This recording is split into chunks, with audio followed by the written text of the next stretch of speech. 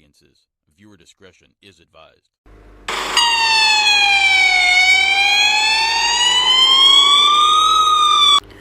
Brutal double murder in Waterford, Portmore, St. Catherine.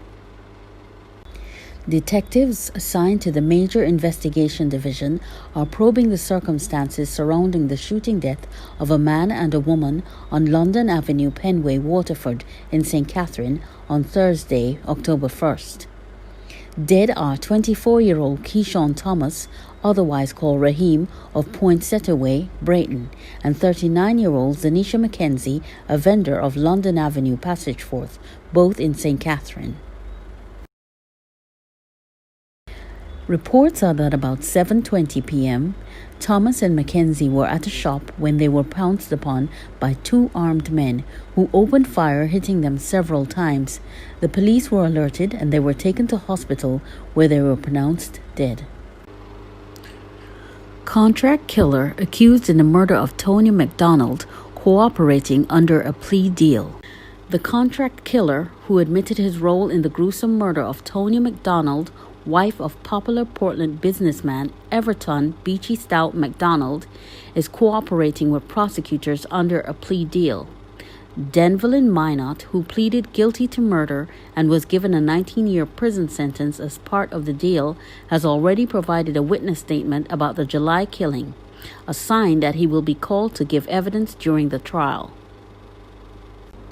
Minot will become eligible for parole after serving 10 years. If you fail to carry out the terms you have agreed under this agreement, then I will impose the sentence I really ought to impose, which is longer, Justice Vivian Harris warned on September 17th during his sentence hearing. The development comes as a fourth man who is reportedly employed by the businessman was arrested by police investigators probing the murder. There is evidence that he knew before and after the plan to kill Tonya, a law enforcement source revealed. The fourth suspect was reportedly taken into custody on Friday by detectives assigned to the Major Investigation Division and transported to Kingston. He is facing charges of accessory before and after the fact to murder, but it was unclear up to late yesterday if charges had been laid. Everton Mcdonald, also known as Mr. Mac, 65, Minot, and another Portland man, Asher Barnes, were arrested in August, 2 weeks after Tonya McDonald's partially burnt body was found with the throat slashed inside her raised motor car in Sherwood Forest, also in the parish.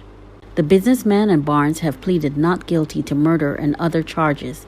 They are scheduled to appear before the Kingston and St. Andrew Parish Court on Thursday, when it is expected that the case will be transferred to the Circuit Court. However, Minot, a fisherman and married father of 4, gave a tearful confession to detectives after his arrest. He alleged in a caution statement dictated in the presence of a justice of the peace that Everton Mcdonald offered him $3 million to kill his wife and gave him specific instructions how it should be done. He didn't want Miss McDonald to be shot, but that she was to be stabbed up and her body burnt, he told detectives. Minot also described in detail how he lured Tony McDonald to a deserted section of the Sherwood Forest roadway and watched as the man he subcontracted stabbed her repeatedly. He said the youth grabbed her around the headrest of the driver's seat of her car and they were wrestling. He said he then saw when the youth stabbed her and he saw blood coming from the two sides, her back and her neck, a prosecutor revealed in court last month, citing the caution statement. Minot, apparently racked with guilt, broke down in tears as he spoke to detectives. Miss Mac trust me too much. She believe in me and me make she go up there, he said in a caution statement. After his detailed confession, law enforcement sources revealed that Minot and his attorneys approached the Office of the Director of Public Prosecutions to negotiate a deal under the Criminal Justice Plea and Negotiations Agreement Act in exchange for cooperating with investigators. Under the legislation, the Director of Public Prosecutions is empowered to enter into plea negotiations with an accused person any time before judgment for the purpose of reaching an agreement. At the end of negotiations, both sides agreed on a sentence range, which was presented to the court on September 16th when Minot pleaded guilty. 4-vehicle crash on Washington Boulevard. At least 3 persons were injured following a 4-way motor vehicle collision on Washington Boulevard, Kingston on Saturday. Reports are that the incident took place at 11:30 a.m. close to the intersection of Dehaney Drive and Washington Boulevard. Vehicles damaged in the crash included a Jamaican Urban Transit Company bus, a Honda Civic motor car, a Toyota Lexus car, and a truck. It is not clear what caused the collision, but reports are that 3 persons were injured. One of the victims, a woman, was taken to hospital. Reports are that the injuries suffered by the other individuals were considered minor.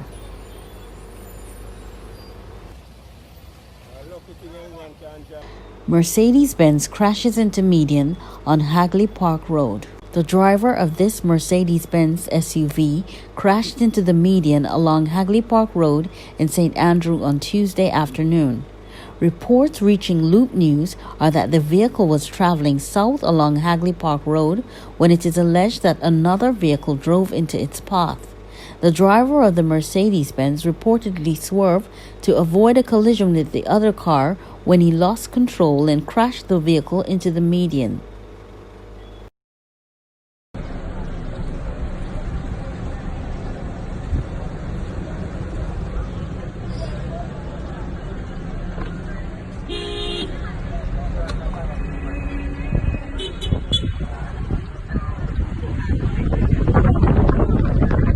A 13-year-old charged with statutory offenses. A team of officers assigned to the Portland Police Division charged a 13-year-old boy in relation to 2 separate incidents on Orange River Lane and Hassel Road, both in Port Antonio in Portland, on Wednesday, September 30th. In the first incident, about 7:30 p.m. on Tuesday, September 29th, the complainant securely locked his establishment on Orange River Lane and went home. Upon his return the following day, he discovered his shop was broken into and several grocery items were stolen. A report was made to the police and an investigation launched, and the boy was arrested and placed on an identification parade where he was positively identified. Subsequently, he was charged with shop breaking, burglary, and larceny following a question and answer session in the presence of his attorney. He was placed before the Port Antonio Parish Court and was remanded in custody until Friday, November 20th, when he will reappear to answer to these charges. His 2 accomplices are currently being sought by the police.